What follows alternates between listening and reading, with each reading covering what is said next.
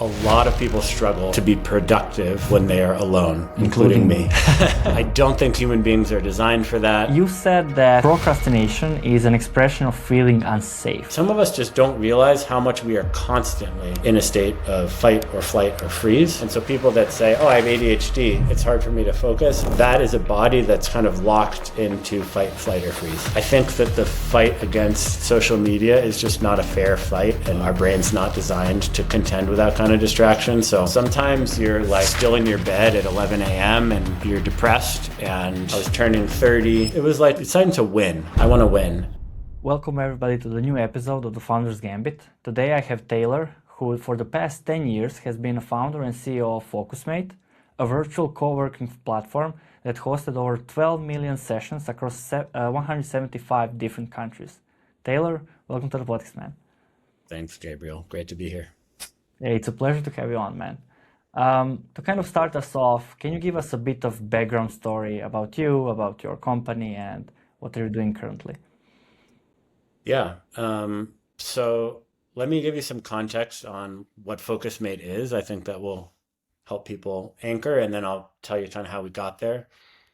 Focusmate is two things. It's a community. It's people all over the world, most of whom work alone, whether they're freelancers or remote workers or students or people who are working in isolation. And a lot of people struggle to be productive when they are alone, including me. Including me. Yeah. I don't think human beings are designed for that. And a lot of us find ourselves just procrastinating, wasting time, feeling really disoriented. So that's our community. They're people who want to be more productive while working in isolation, and they use our platform to book video calls with each other. And the whole point of these video calls is just to keep each other company and hold each other accountable while both working on their own objectives. So today our platform is all one-on-one sessions, although we're about to launch group sessions as well. But if you and I are partners, Gabriel, then at the start of a session, I'll say, hey, Gabriel, what are you working on today? And the sessions have different lengths, but we'll say this session's an hour long. So you're thinking, okay, I'm going to work on a client proposal. And then you ask me, what are you going to work on, Taylor? And, I'm way backed up on admin. So I say, Gabriel, I'm going to work on my, today's admin day for me. I'm going to book doctor's appointments and answer email and whatever. And then we both get to work. We're sitting there on camera together, but we're not talking. We're just keeping each other company. And then at the end of the call, there's a bell that goes off, and that signals us both to come back and check in and say, hey, how'd it go? Did you write your client proposal, or did you answer your emails? And it kind of surprises people a little, like, that's it. That's what we do. The thing is, it's insanely effective. A lot of people, when they first hear about it, they're like, oh, that's interesting. And when they try it, especially for people with ADHD or kind of who profess to having productivity challenges, will tell us, I have never found anything that works for me until Focusmate. We'll hear people say, I gave up my dream of doing X, of running my own business, of writing a book, because I just couldn't get stuff done.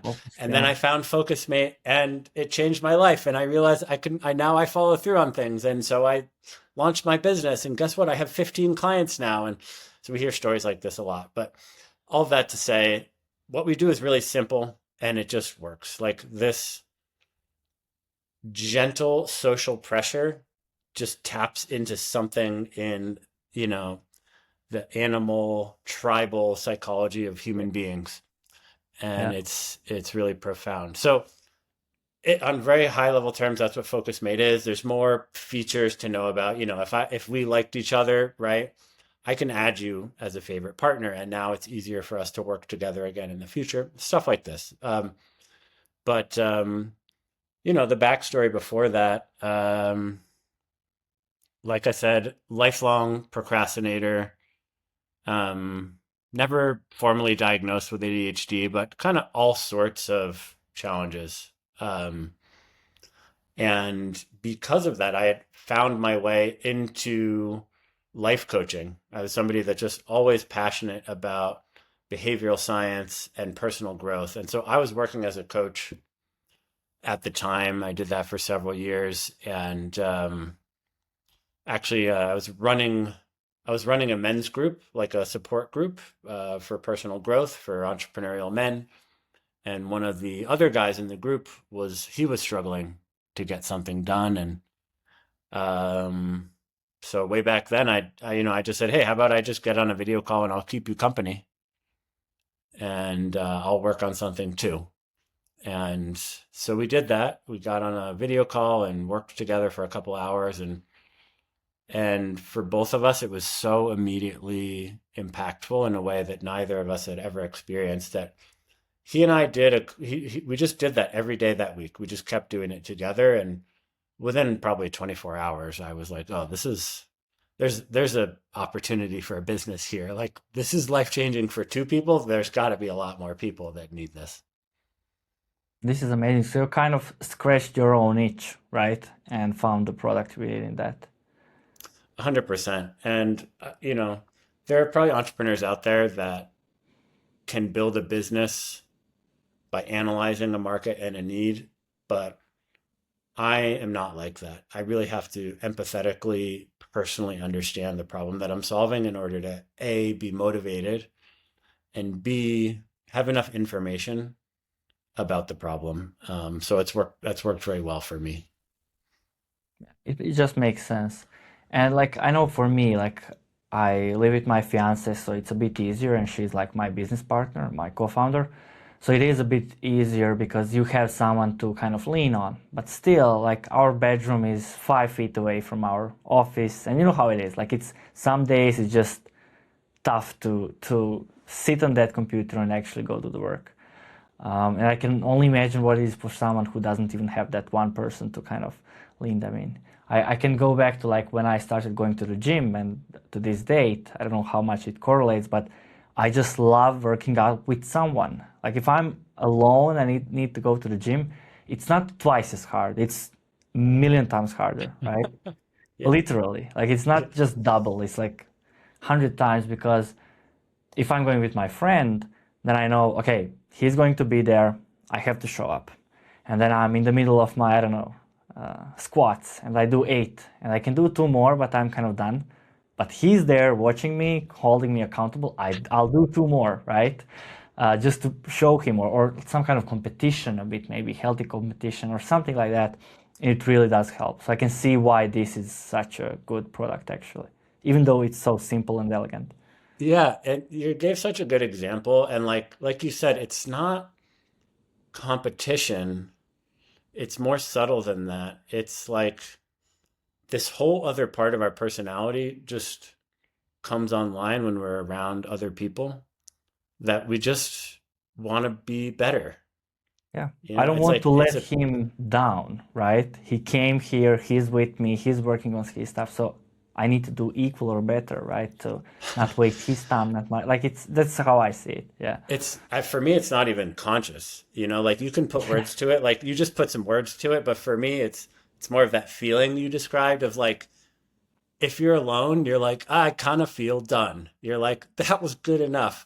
And then somehow, if somebody else is there, you're like, damn it, I could do another, and maybe that person too is like, you derive some energy from projecting your own sense of possibility onto them and like having that reflect back onto you. And it's like, I don't want to let down the team, Yeah.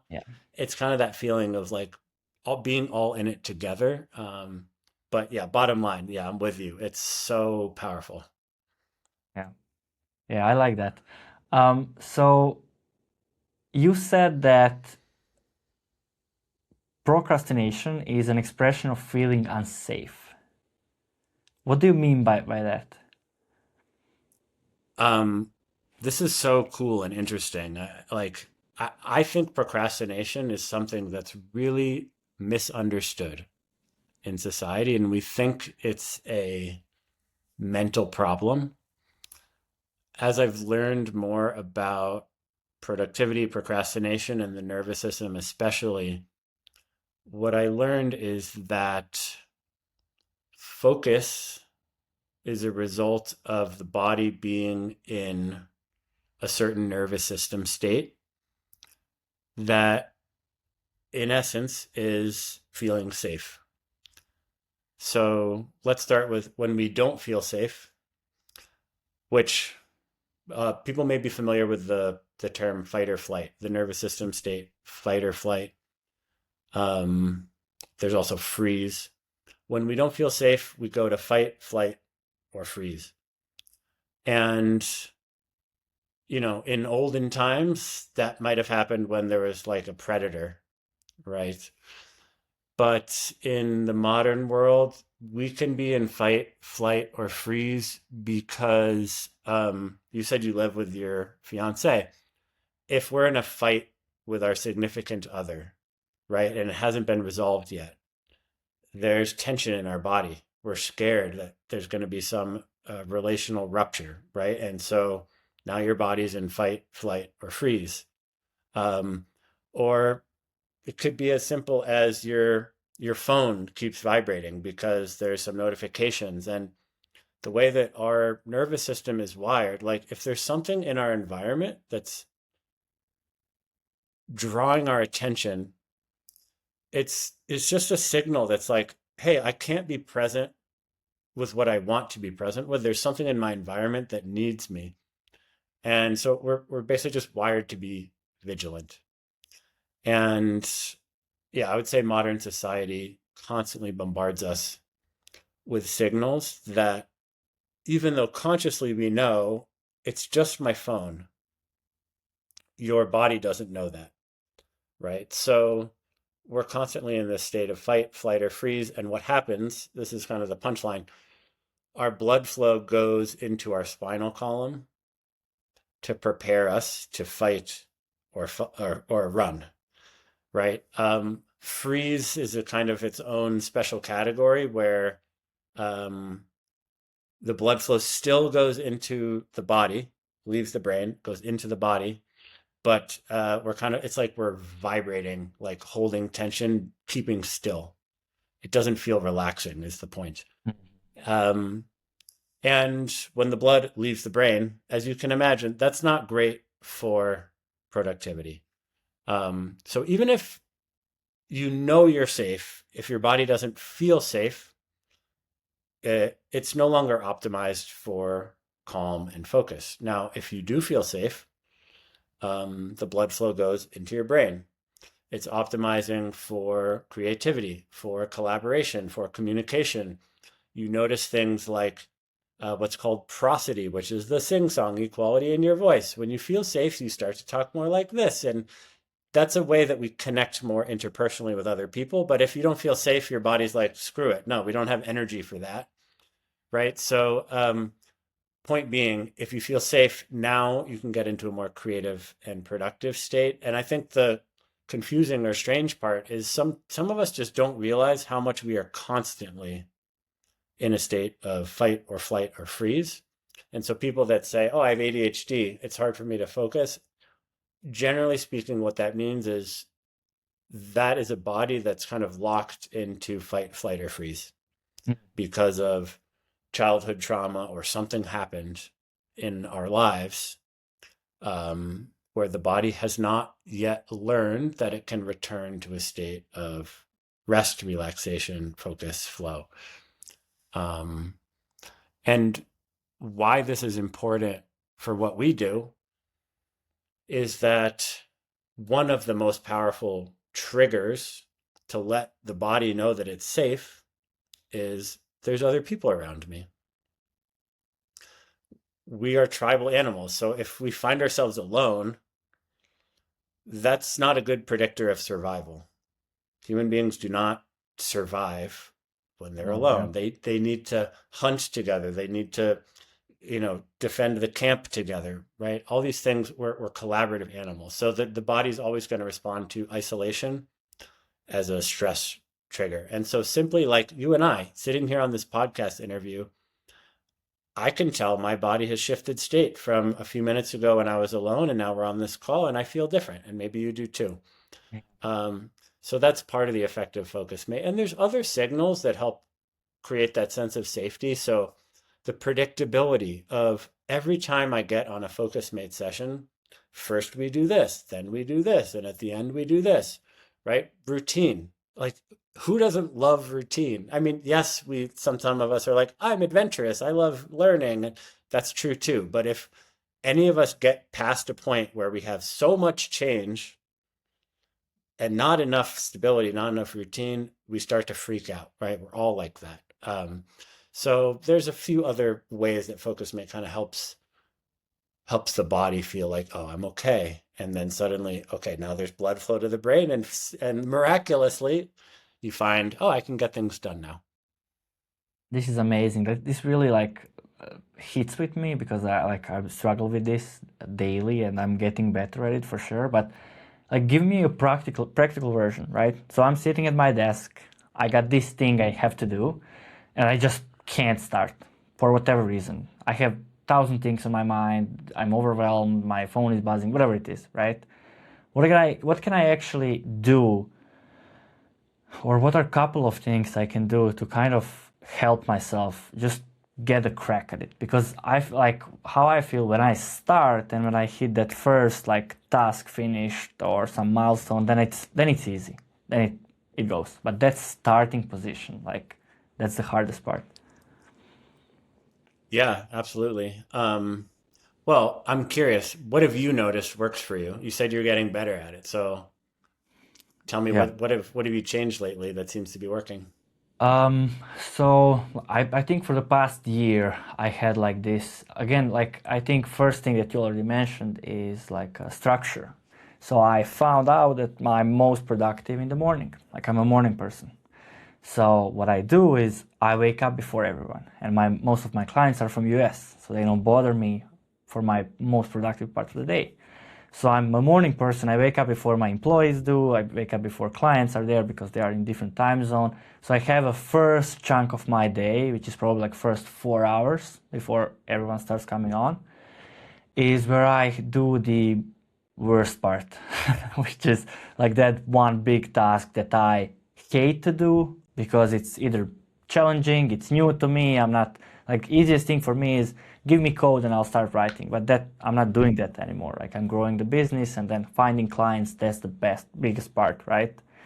And so I start with the biggest task just to get it over with, let's say. And I do it when no one is bothering me and when there is literally like birds outside and me. That's it. So that's first thing. Second thing is I remove like phone, I remove all that nonsense because it's too much. Like even if I know sometimes I'm waiting for something to load or I'm uploading something, like it's 10 seconds, whatever. Like I just need to wait 10 seconds for something to upload. And then I take this and then I 5 minutes scrolling and I'm like, whoa, what am I doing? Right? Remove that. Um, so those were like I think a couple of most important things. And then third part is like after that session around 4 hours, my employees come in, and then another like 2 hours I work with them, set up the day, do whatever we need, and then I go hit the gym just to kind of reset. Once I reset, come back, eat something, then my clients are starting coming to come in, and then it's like calls and emails and like a podcast like this or whatever it is on this part of the day where it's more like I've done the most important part. Now it's kind of more free mode, whatever comes in, and then maybe some deep work at the end, and then I'm done. So yeah, structure, Right. physical activity, and no distractions, or at least small amount. Yeah, that's great. You hit on, I think, some like really universal stuff, which is kind of why, why I wanted to hear your side first. I think the caveat is like each of us has to know ourselves and kind of what are our failure states, what are the things that get in the way. Um, but you talked about being a morning person and working when your clients aren't awake. So maybe the reverse of that is to think, okay, a lot of us, myself included, are really easily distracted when somebody else needs something, right? Or where we feel like we can get a quick hit of gratification by answering a Slack message. It's not even like, oh, somebody else needs something, but it's like Instagram, but Slack, right? Like there's just a little bit of dopamine I can get from being like, oh, my ops manager like sent me a bill that I can approve. Like, great, I approved a bill.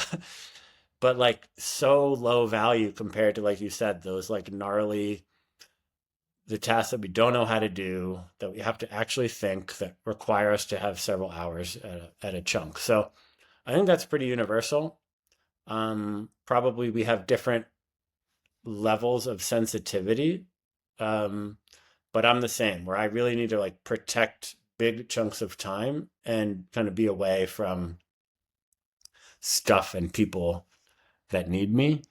And I think, you gave another example of that with your phone and removing another kind of distraction. So, um, yeah, my version of that, like I have an app blocker freedom that I use, right? Where I think that the fight against social media is just not a fair fight, and our brain's not designed to contend with that kind of distraction. So, I'll just start like a block session on freedom, and it's like, okay, now I literally can't use these apps for some amount of time. So that's helped me a lot as well. Um, and then one other thing that you didn't mention, but I bet works for you too, is, I think probably for all of us, these kind of deep work sessions on challenging projects are, it's kind of like generally what we're all talking about when we want to be more productive is more of that. And learning how to break down tasks into smaller, simpler Okay. things. Um, I also have this like hack, I guess, where I say you have to write your tasks. You'll like this because you're a programmer. You have to write your tasks as if you're delegating them to somebody else. You have to write them in a way that a computer could understand, like a command. Um, because if I write on my to-do list, call mom. Now I see that tomorrow. Immediately I'm like, wait, why do I have to call mom? What's actually it's too vague. But if I Yeah. say call mom and ask her, if June 25th works to, have breakfast. Now I'm like, oh, that's easy.. I know how to do that. It gives me the sense of I can start that. It'll be easy to get it done, right? So Progression, right? It, remove the friction to do the thing. So I am a big advocate for put detail in your tasks as well that allows you to accomplish them. That means put a verb, put the phone number that you need to call, include the link for, hey, I'm filling out this form, I'm writing this application. Put the link to the application, right? So that all of the friction is removed and you can just kind of get into it. Um, yeah, those are some good ones. And of course, like, use Focusmate. For me, if I've wasted my whole day and it's 3 o'clock and I just book a 25-minute Focusmate session and I use that to plan the rest of, like, just write a to-do list. That's usually the first thing that I'll do. I'll book a Focusmate session and I'll use the Focusmate session to write a to-do list. That for me is kind of the like emergency stop to the yeah. unraveled day, and I can really turn it around basically just by doing that. And you mentioned something good there, like these big, chunky, like important tasks, right? They require us to think a lot. It's something new. It's something you're maybe not the best at, uncomfortable, whatever it is. Like big thing, really important. And what I find myself doing is is just doing the busy work, I like to call it. Like doing whatever feels easy. Like, hey, invoice just came in. Let me pay that, like you said. Or hey, this like something I like it's routine. It's easy. It's just do that and feel okay, I've done something. And yes, I did do something. But I lost focus from my main task. I lost time on that task, and then I just kind of skip it for the day because I'm already in this other chunk, right? So what's something other than like breaking it down to smaller chunks, something like chewable, right? Uh, what else can someone do to handle these big tasks, important tasks, even though they are like, So, yeah, yeah, I mean, I'll tell you simply what I do. This is probably not, rocket science. It's probably really common, but um, I batch my admin stuff. And personally, like if I have more than a few admin items, for me, admin is like the fridge is empty. I need to get groceries. I need to reschedule this appointment, or like I need to go pick this thing up or make a phone call. It's stuff that is urgent.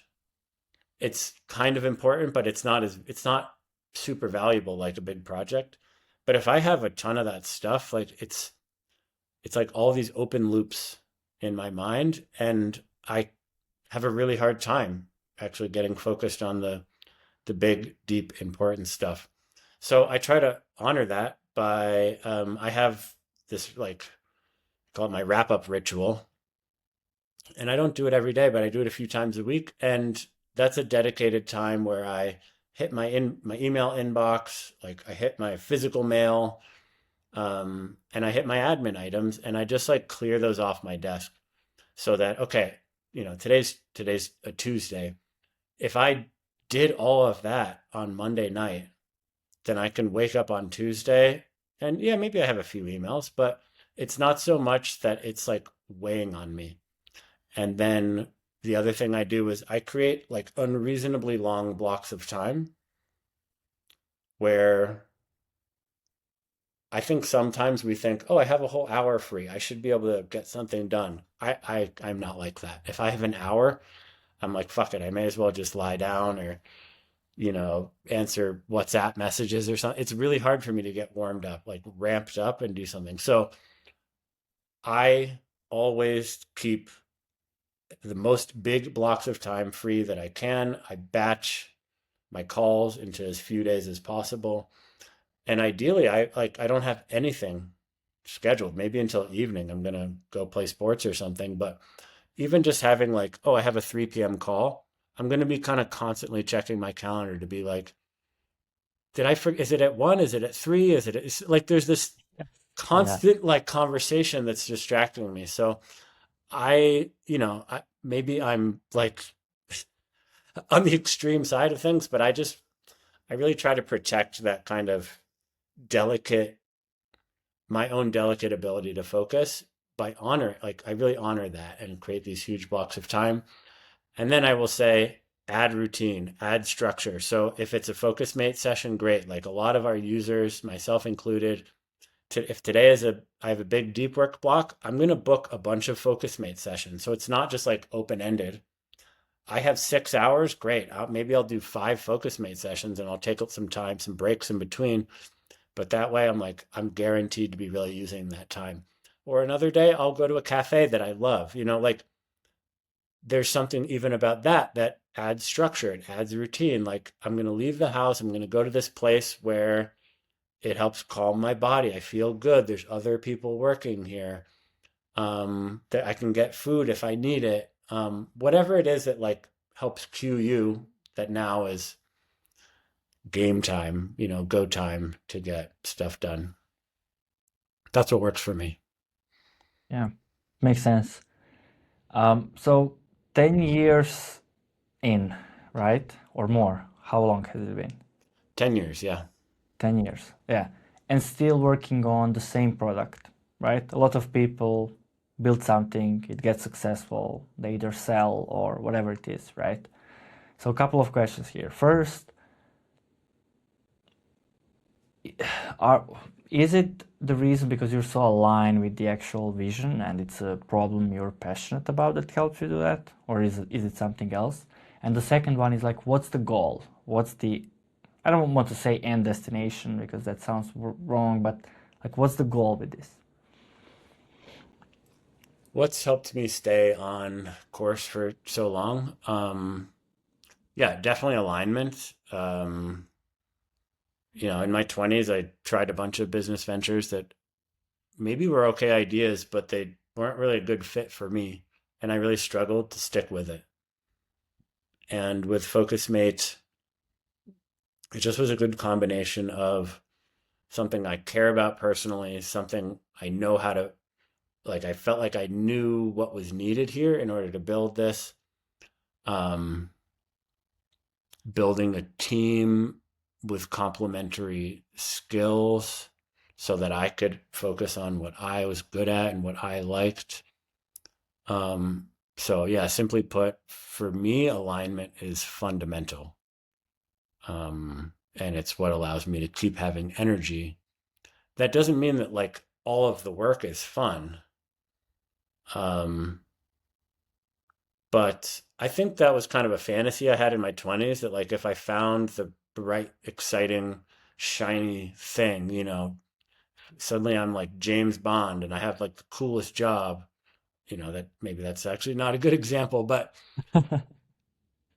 actually maybe it is a good example because okay, James Bond is actually this violent person, but we can glamorize it. You can tell any story about your job that makes it seem cool, but um the work itself is probably not that glamorous. So for me, I think it was, yeah, feeling like this is something that I'm uniquely positioned to contribute to the world. That kind of helped me relate to a lot of the grunt work. Like, this is cool. Like, maybe I'm just laying a brick here, but like the cathedral that we're building is like so beautiful, and it's a reflection of me. Um, and on that point, um, there's a lot of ideas out there about like what's the right way to build a business. I started Focusmate. I was living in New York City. Um, I was in the startup community. We raised some venture capital, and there's this convergence of like you kind of do these steps. You raise a pre-seed and a seed and an A, and you have to grow like this, and you do that all. And it was really important for me to kind of take what worked for me and leave the rest, and be willing to also find my own way of doing things. And like an example is my team, our culture is really focused on well-being. Um, and we are really serious about taking care of ourselves, even as we work hard and do our best.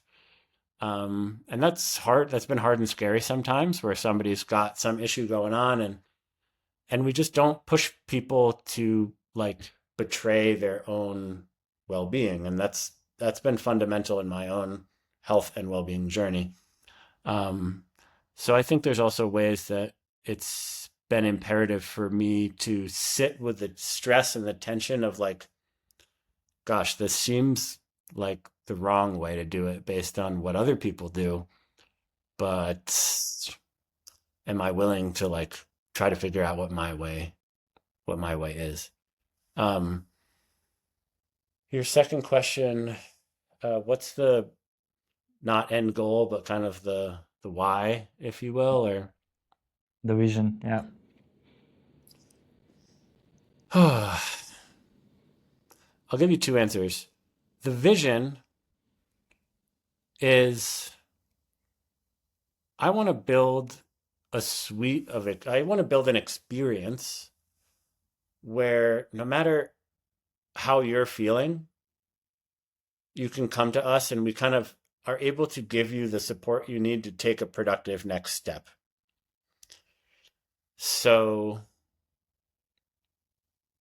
sometimes you're like still in your bed at 11 a.m. and you're depressed and what's the right next thing for you in that moment might not be jumping right into a productive session. It might be, okay, I need to talk to someone for a couple minutes, get motivated, write my to-do list, go outside, breathe some fresh air, stretch a little. Um, and then maybe an hour later, I find, okay, now I've stretched, I've eaten a healthy breakfast, I'm ready to work on my big, difficult project now, right? So, um, what is an experience that can kind of help lead you through that series of right next decisions? So that ultimately we're kind of holding your hand through your ideal day. That's the vision. Um,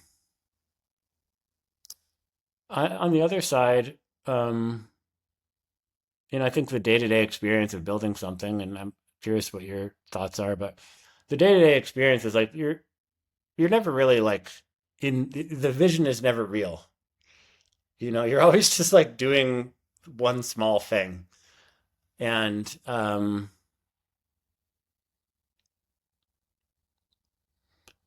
I think as I've gotten older, I've just gotten less grandiose. And for me, it's like, am I working on something that feels aligned for me and feels like a good contribution to other people? And like the way that I'm making a living feels aligned with my values and that I'm putting my skills and my potential to good use. It's like, it's that feeling of, you were talking about being at the gym, like when you just do one more rep on the squat rack and you're like, good job, Gabriel. I'm, talking to yourself. It's like, you did a good job. You did a good thing.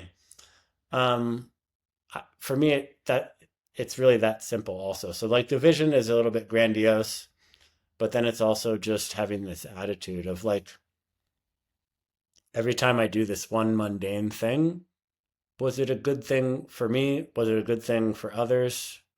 Am I putting my body and my gifts to use in this world? Great. That's it. I love this. Yeah, I think this is a perfect response actually, because I think a lot of people actually can align to that. Like being, hey, what's the vision? Who are we helping? And then those day-to-day boring tasks, hard tasks, sometimes exciting tasks, right? Whatever it is. Um, are they with alignment of who we want to help and how we want to help? And are they in alignment of what kind of works for me, right? Not just everyone else. So it's kind of combination of both. I like that. You mentioned one thing there, and it's your team, right? And you run a team of what, around 12 people, something like that? 10 to 12 depends, Yeah, Yeah. 10 to 12 people. And you told me you built a culture that's called, like you call it, missionary culture. Mm. What does that mean? Um, it's people who are excited about what we're doing. Um, they care about, they are personally invested in like not just the vision, but if you ask somebody on our customer support team, um, the way that they respond to something, the way that they respond to a complaint or an issue or something is they have a really clear felt sense of what we stand for, what they stand for as part of that, how they want people to feel when they interact with us. Um, so I think missionary culture means you're clear enough about what you stand for and what you stand against that when somebody finds you, it either resonates with them or it doesn't in a really meaningful way. Like there's brands out there that their products are good, but they're probably not, I almost want to say divisive enough in saying, this is what we stand for, we're going to show up this way and we're not going to show up this way. So like, um, we're very dedicated to making people feel safe that they belong with us, even if they have ADHD and social anxiety and they've never been productive in their lives. It's like, okay, that's fine. You can still belong here. In fact, you do belong here. And we've got you. We got your back. Um, we internally, we often say we're building the most supportive community on earth. Not the most productive. Maybe we are the most productive, but what we stand for is building the most supportive community on earth. And that's very different. Go to, um, there's a gym in the US called Equinox. Equinox is not about support, it's more about ambition and status and people who want to look amazing and be sexy. And that's cool, but it's very different. You can kind of feel the tension between like Yeah. sex appeal and status versus, hey, we got you. Come as you are. You're safe here. Right. So to me, that's what it means to build a missionary culture, is to really stand for something clearly, not compromise on it, and let your people feel that, resonate with that, and want to contribute to it because it's important to them too. And how do you like we do a lot of hiring, and like how do you find these people, right? How do you know, like you never can know, right? But what do you find in these people that tells you, oh, XYZ would be a good fit here because yeah. Hmm.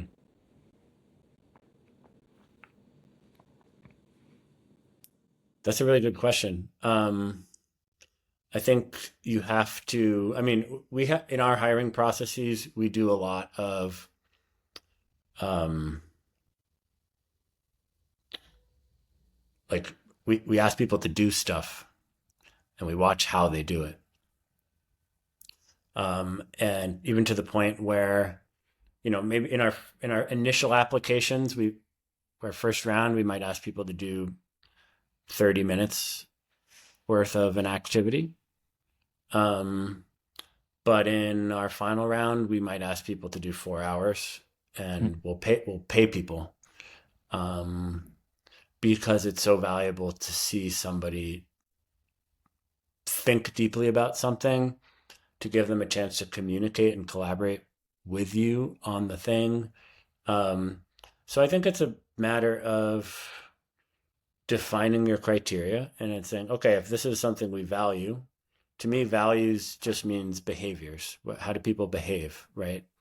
Um, and and then define like what does great look like so that you can have a conversation saying, okay, well, they did this thing and that was awesome, but they also did this other thing and that's not really aligned for us, right? They um, it could be as simple as, we're on a call with three people and they only acknowledged the CEO, but they didn't acknowledge the other person on the call in a way that was equally respectful, right? And maybe that's efficient, but it's not inclusive.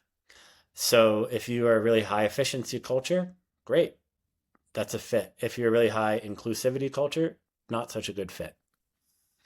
So it depends on what you're looking for and then align on that. Of course, yeah.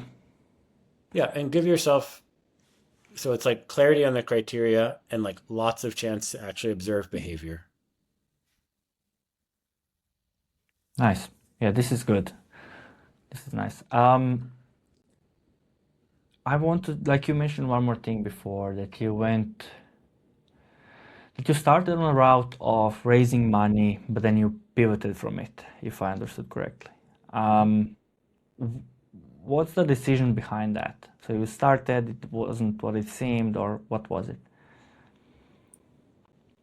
The reason we started down that path is actually a conversation I had with one friend who was himself an entrepreneur. And he said, just the process of trying to raise money, you're going to learn so much.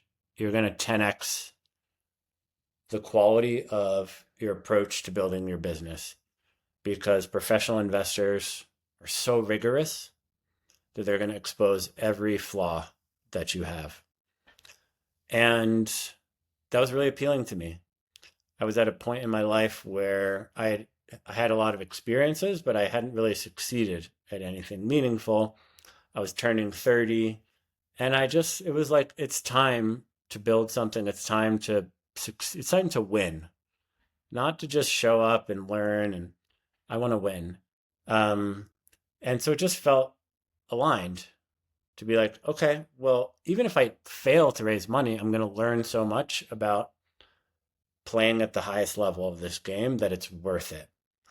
And in addition, our business, we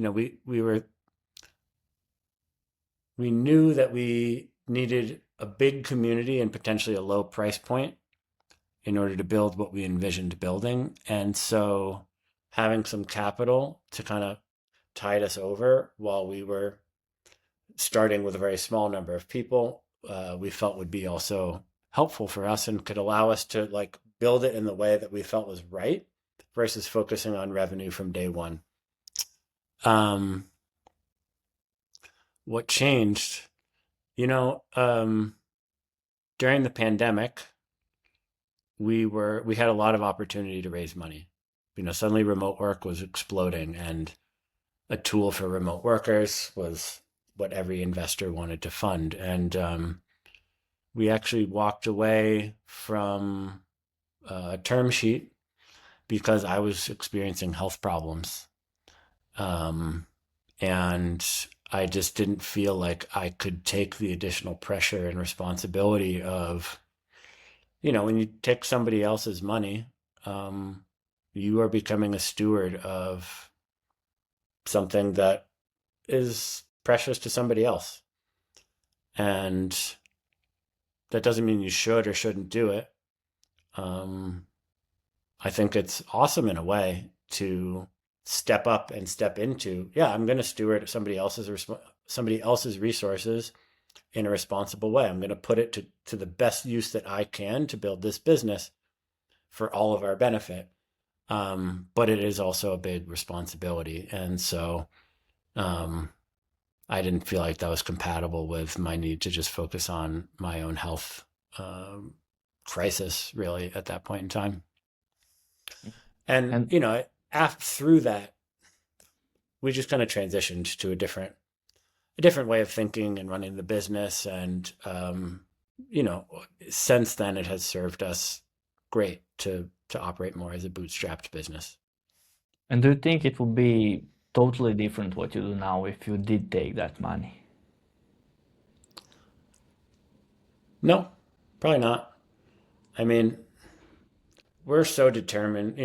Our team, me and my co-founder, we do a good job of protecting our values, our mindset. Um, so I think we would have managed to do that anyways. And it's hard to say where we would have wound up. But yeah, at the same time, I'm glad that I didn't add something to my plate at a time when I really needed to take stuff off of it. Yeah, know your limits and um, take a win where you can, right? And yeah, move forward.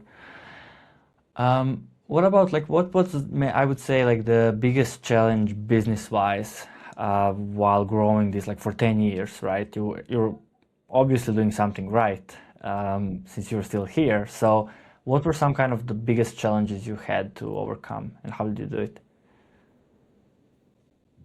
I think we are right now in the midst of facing our biggest challenge, which is that Focusmate is a product that's hard to sell. It it's one of these products that you have to experience it in order to get it and see how valuable it is. And the good news is that it's so life changing that our users become our sales force, and they go out and they talk to everybody and they say, "Oh my God, this is going to sound crazy, but I did this thing called Focusmate, and let me tell you how it's changed my life," right? So people like talking about things that A, change their lives, and B, are a little weird. It's like a fun story to be like, I got on a video call with somebody I didn't even know, and we worked together. And so that's kind of been the blessing for us is our users self-focus mate for us. The downside of that is we haven't really been able to control our own growth, our own destiny. And we also have a very low customer lifetime value because we're a low priced monthly subscription. And so that means that it's hard to pay to acquire users. Um, so we've kind of just been living in this like, okay, well, I guess we'll just grow by word of mouth. And we're getting to a point where um, we're we're trying to change that. We're right now we're focused on getting more profitable so that we have capital to invest in trying different go-to-market strategies. We're also launching some new offerings to help us increase our customer lifetime value so that we can afford to invest to acquire customers. Mhm. And how is churn for you? Because I know that's like a big problem for a lot of people, but it sounds like your guys like you have healthy churn because people actually love the product and it's maybe not that financially straining. Yeah, without going into the specific numbers, I would say that we have an excellent retention rate, low churn, and a lot of the early years of building our product was just ironing out the kinks and the kind of just delivering on the basic promise, right? A lot of products, it's like, oh, that sounds great, but like, I don't know if you're wearing shoes and like the shoelaces keep breaking or something, it's like, cool, they look great, but like if I actually want to go for a run and my shoelaces break, like you're failing to even deliver on the very basic promise. So for us early on, it was just, all right, let's make sure the proverbial shoelaces don't break, that the thing that we said we would do is you're going to have a great focus mate partner anytime you want one, and you're going to be able to be productive. And that by itself got our churn to a healthy place. Yes, we'd love to keep improving on it, and we have some thoughts there, but yeah, it's been pretty good. Nice. And I think you're in a good place because the further we go, the harder it is for people to focus. The attention spans are smaller, so like your value goes up by default because all these other tools, apps, social media, call it whatever you want, right, are um, destroying that. If that makes sense, they're kind of there to patch it up. Yeah, I think so. And also, I don't think wanting to hang out with other human beings is going away anytime. Yeah. Um, you do have some kind of, I think, delusional people out there advocating that AI will solve the human connection and loneliness problem. And, it might solve certain pieces of it, but there's no way people are ever going to stop wanting real human connection. And so that's a fortunate um, aspect of what we do that I think is only getting stronger. Yeah, and I would 100% disagree with people who say that, right? Because it just, the whole point is we are removing humans with AI, whatever, replacing humans with AI, which means there will be less humans and they will be more desirable, right? Because if I now don't have 5 employees, but I have 5 AI agents that are handling that, I'll crave more for people connection, right? Because I'm again alone with 5 robots or whatever it is, which is, um, yeah, I think it'll just move. Like people will crave more authenticity. That's why brands are more important than ever now. That's why like people who do content, who do like show themselves and people are connecting with them. It's real strength right now. It will only get better or more important because again we are destroying these connections or whatever you want to call them. Yeah, I think that's 100% right. And, for folks out there who are building businesses today, starting businesses today, um, integrating some aspect of belonging and connection, I think is more in demand than ever, like you said. Mm-hmm. And before we close off here, like I have a couple more questions, like maybe smaller ones, like what's something you believed about productivity, like when you started, that now you think is just pure bullshit, for the lack of better words?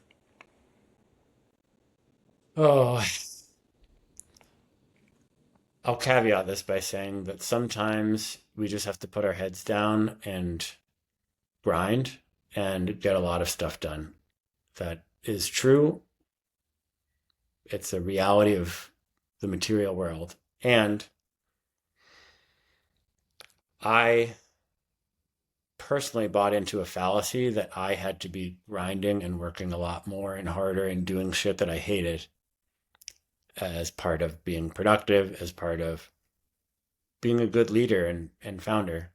And on some level, I didn't have a choice in the first couple of years.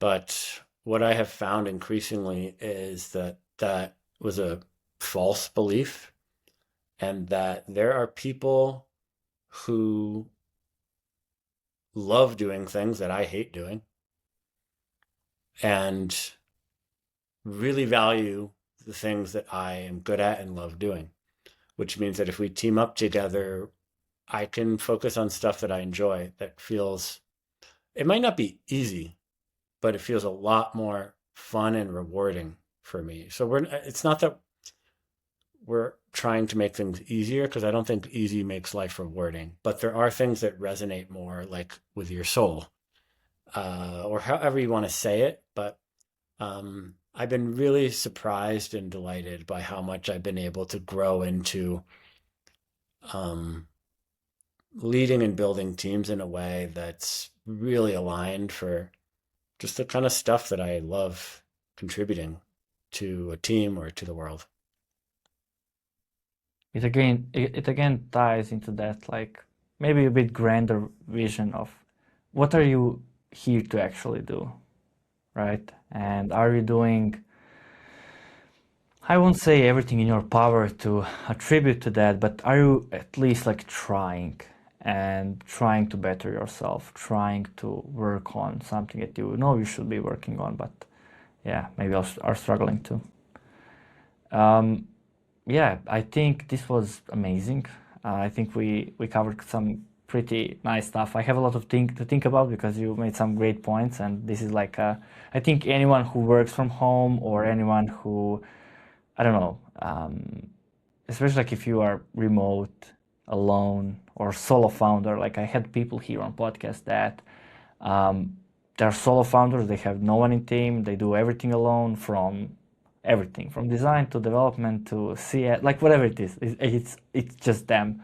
I think your tool can, like a lot of these people like to travel, like to, like you said, go to the cafe where you know people hang out, find these people, and I think um, your tool breaks that barrier of I have to travel. I'm still like, maybe it's a first step towards that. Hey, let me go to a cafe. Like this is, it's easier. It's just there, right? And you can click and go play, right?